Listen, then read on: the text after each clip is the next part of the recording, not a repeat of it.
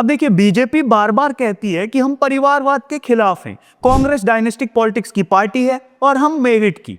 प्रधानमंत्री नरेंद्र मोदी हर रैली में ये लाइन दोहराते हैं कि परिवारवाद ने देश को बर्बाद किया है। लेकिन असली सवाल ये है, क्या भाजपा सच में परिवारवाद से मुक्त है? क्योंकि अगर हम फैक्ट्स पर जाएं तो तस्वीर एकदम अलग है। बीजेपी के दो सबसे ताकतवर नेता अमित शाह और नितिन गडकरी, दोनों के बेटे आज इस सिस्टम में नेपोटिज्म का सबसे बड़ा फायदा उठाने वाले लोग हैं। एक तरफ जय शाह, जिनका क्रिकेट से कोई डायरेक्ट कनेक्शन नहीं, लेकिन आज वो इंडियन क्रिकेट ही नहीं बल्कि आईसीसी तक को कंट्रोल करने वाले शख्स हैं। दूसरी तरफ सारंग और निखिल गडकरी, जिनकी इथेनॉल कंपनीज का टर्नओवर लिटरली आसमान छू गया, ठीक उसी वक्त जब उनके पिता नितिन गडकरी इथेनॉल ब्लेंडिंग की पॉलिसी पुश कर रहे थे।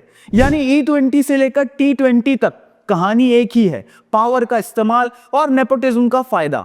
इस वीडियो में हम डिटेल में बात करेंगे कैसे जय शाह बीसीसीआई और आईसीसी तक पहुंचे, कैसे जय शाह की कंपनी ने सिर्फ एक साल में 16,000% की ग्रोथ करके 80 करोड़ कमाए, कैसे गडकरी के बेटे इथेनॉल पॉलिसी से करोड़ों कमा रहे हैं, और पीएम मोदी के एंटी नेपोटिज्म वाले बयानों का सच और आयरनी जिसे आज पूरा देश देख रहा है। वेलकम टू नो नॉनसेंस, मुद्दे की बात बिना बकवास। आप कांग्रेस की स्थिति देख रहे हैं। आपने हाल में ही कांग्रेस को सबक सिखाया है, लेकिन ये मानते ही नहीं। तो कहानी शुरू होती है साल 2013 से। उस समय जय शाह की उम्र सिर्फ 24 साल थी और उसी उम्र में वो बन गए joint secretary of Gujarat cricket association. अब यहां सोचने वाली बात है, 24 साल के एक लड़के को अचानक इतनी बड़ी जिम्मेदारी कैसे मिल गई? जवाब आसान है, क्योंकि उसी समय उनके पिता अमित शाह जीसीए में टॉप पर थे। लेकिन असली ट्विस्ट 2016 में आया। सुप्रीम कोर्ट की तरफ से बीसीसीआई को झटका लगा है। सुप्रीम कोर्ट की ओर से फरमान आया है बीसीसीआई को। सुप्रीम कोर्ट ने अंतरिम आदेश जारी किया है, जिसमें यह कहा गया है कि लोढ़ा कमेटी की सिफारिश माननी होगी बीसीसीआई को। सुप्रीम कोर्ट की लोढ़ा कमेटी स्पोर्ट्स गवर्नेंस के लिए सख्त रिफॉर्म्स निकालती है। उसमें साफ लिखा होता है कि एक ही फैमिली के दो लोग एक साथ पोस्ट पर नहीं रह सकते और हर टर्म के बाद एक कूलिंग ऑफ पीरियड जरूरी हो। लेकिन हुआ क्या? अमित शाह और जय शाह दोनों ने अपनी चेयर्स पकड़ कर रखी, इलेक्शंस डिले कर दिए गए, सुप्रीम कोर्ट का ऑर्डर कागज पर रह गया और ग्राउंड पर फादर सन रूल जारी रहा। और यहीं से शुरू होती है मेटियोरिक राइज की कहानी। 2019 में जय शाह सीधे पहुंच गए बीसीसीआई सेक्रेटरी की कुर्सी पर, देश की सबसे पावरफुल क्रिकेट बॉडी का सबसे ताकतवर पद। और वहां से 2021 में वो बन गए एशियन क्रिकेट काउंसिल के प्रेसिडेंट और फिर 2024 में पूरी दुनिया की क्रिकेट गवर्निंग बॉडी आईसीसी के चेयरमैन। अब जरा सोचिए, जहां दुनिया के क्रिकेट एडमिनिस्ट्रेटर्स को 30-40 साल लग जाते हैं टॉप तक पहुंचने के लिए, वहां अमित शाह का बेटा सिर्फ 10 साल में क्रिकेट की दुनिया के सबसे बड़े पद पर पहुंच गए। क्या यह सच में मेरिट का चमत्कार है या फिर शाह सरनेम का मैजिक? लेकिन कहानी सिर्फ क्रिकेट तक सीमित नहीं थी। जय शाह का बिजनेस भी उतना ही गोल्डन टच दिखा रहा था। उनकी company temple enterprise private limited का टर्नओवर 2014-15 में था सिर्फ 50,000 रुपए और अगले ही साल 2015-16 में वही टर्नओवर अचानक पहुंच गया 80 करोड़ रुपए तक। लेकिन असली धमाका तो तब हुआ जब 2017 में द वायर ने एक इन्वेस्टिगेशन रिपोर्ट छापी, द गोल्डन टच ऑफ जय अमित शाह। उसमें पहली बार सामने आया कि जय शाह की कंपनी टेम्पल एंटरप्राइज का टर्नओवर 2014-15 में सिर्फ 50,000 था और 2015-16 में बढ़कर सीधा 80 करोड़ हो गया, यानी 16,000 गुना जंप। अब इमेजिन कीजिए, एक कंपनी जो लॉस में थी अचानक अगले ही साल करोड़ों का कारोबार कर रही है और फिर कुछ ही महीनों में ऑपरेशंस बंद भी कर देती है। How Jay Shah's fortunes rose 16,000 times after the BJP came to power, from revenues of 50 lakhs to 80 crores. All thanks to a sudden influx of cash that his company received.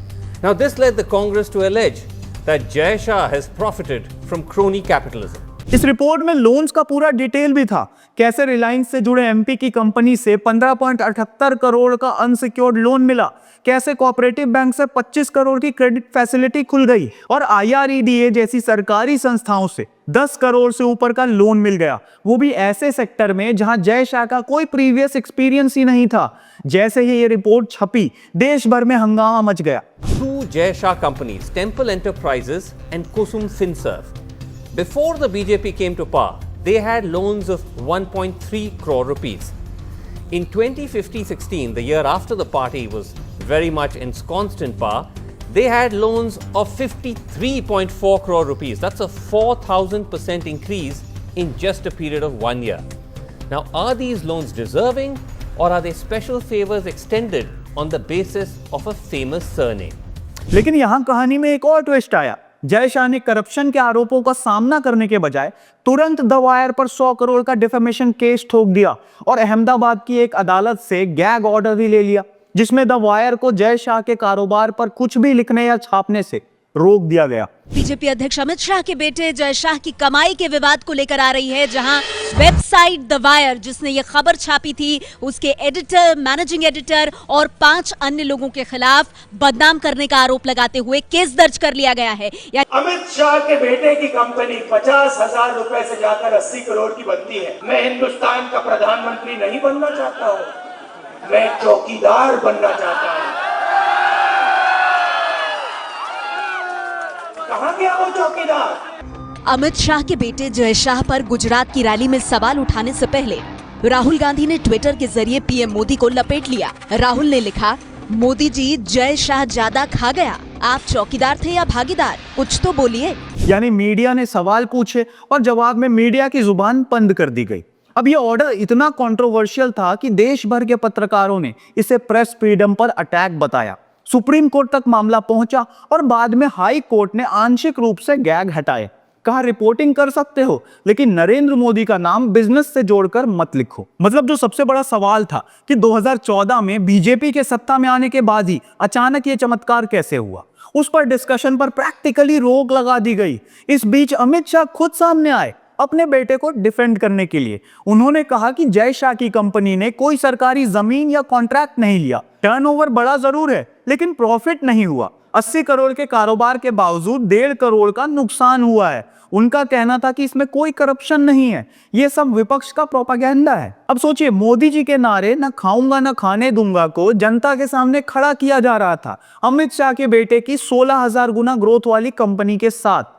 इसलिए इस पूरे मामले ने बीजेपी की credibility पर सीधा सवाल खड़े कर दिए। और अब सबसे बड़ी आयरनी की बात यही है कि मोदी जी इन स्पीचेस में डायनेस्टिक पॉलिटिक्स और नेपोटिज्म को कोसते हैं। उन्हीं के सबसे करीबी सहयोगी का बेटा जय शाह क्रिकेट बोर्ड से लेकर इंटरनेशनल काउंसिल तक टॉप पोजीशन पर बैठा है और बिजनेस एम्पायर में ऐसे चमत्कार दिखा चुका है जो किसी आम आदमी के लिए नामुमकिन है। अब आते हैं अपनी दूसरी कहानी पर, नितिन गडकरी और उनके बेटों की। ये कहानी है फादर पॉलिसी बनाता है और बेटे प्रॉफिट कमाते हैं की। गडकरी जी सालों से कहते आए हैं कि एथेनॉल ही देश का भविष्य है।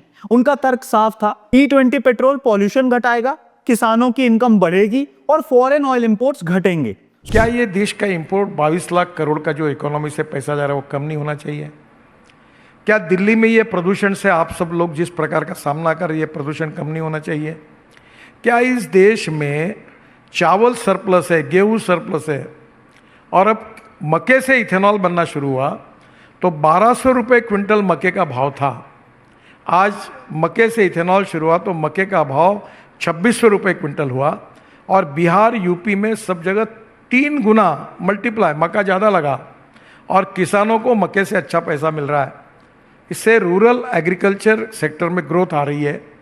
जो 12% हमारा एग्रीकल्चर सेक्टर का कंट्रीब्यूशन है जीडीपी में, वो हम 22% तक ले जाएंगे अगर diversification of agriculture towards energy and power sector होगा। सुनने में सब अच्छा लगा, लेकिन जब हार्ड डेटा पर नजर डालते हैं तो पता चलता है कि सबसे बड़ा फायदा किसानों से ज्यादा गडकरी परिवार की कंपनियों को हुआ है। निखिल गडकरी हैं सियान एग्रो के मैनेजिंग डायरेक्टर और सबसे बड़े शेयर होल्डर। सारंग गडकरी हैं मानस एग्रो में डायरेक्टर।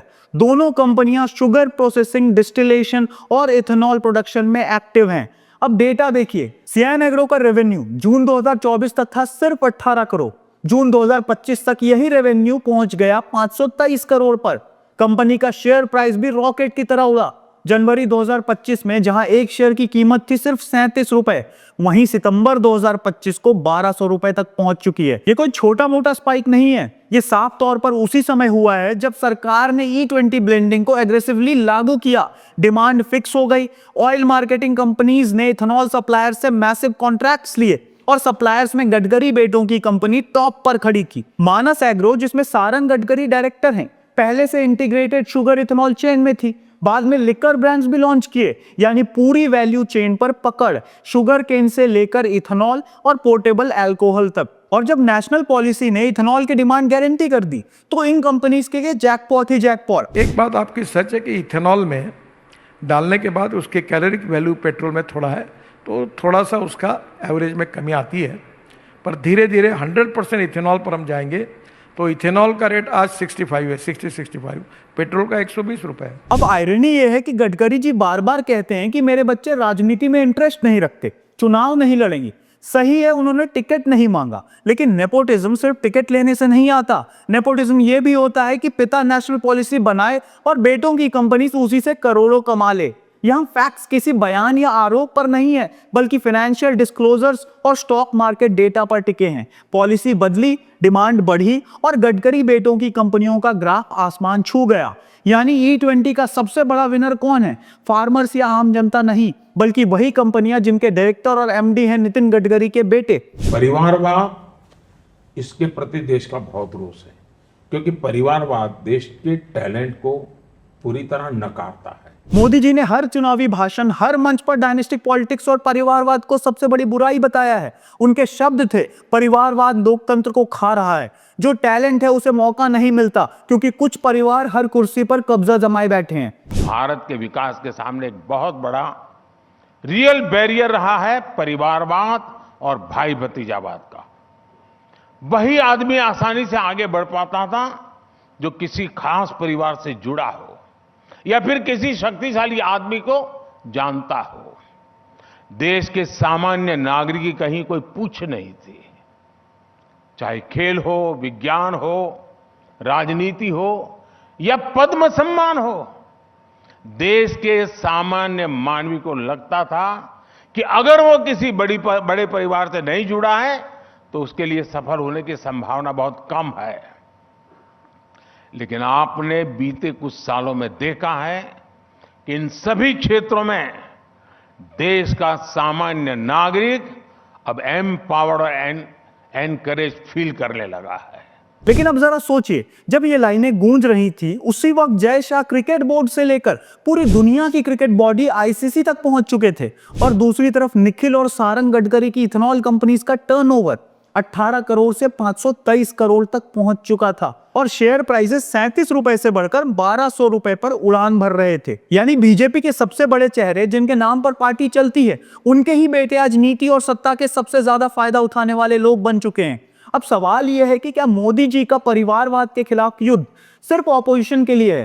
क्या ना खाऊंगा ना खाने दूंगा सिर्फ एक जुमला रह गया है? क्योंकि हकीकत में E20 से लेकर T20 तक हर एग्जाम्पल बीजेपी के भीतर के परिवारवाद की ओर इशारा करता है।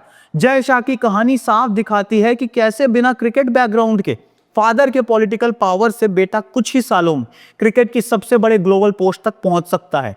गडकरी बेटों की कहानी बताती है कि कैसे एक नेशनल फ्यूल पॉलिसी, जिसे किसानों और देश के हित में बताया जाता है, लेकिन उसी वक्त फैमिली ओन्ड इथेनॉल कंपनीज के लिए सोने की खान बन जाती है। यानी भाषणों में परिवारवाद खत्म करना है और असल में परिवारवाद पावर और पॉलिसी से फल फूल रहा है।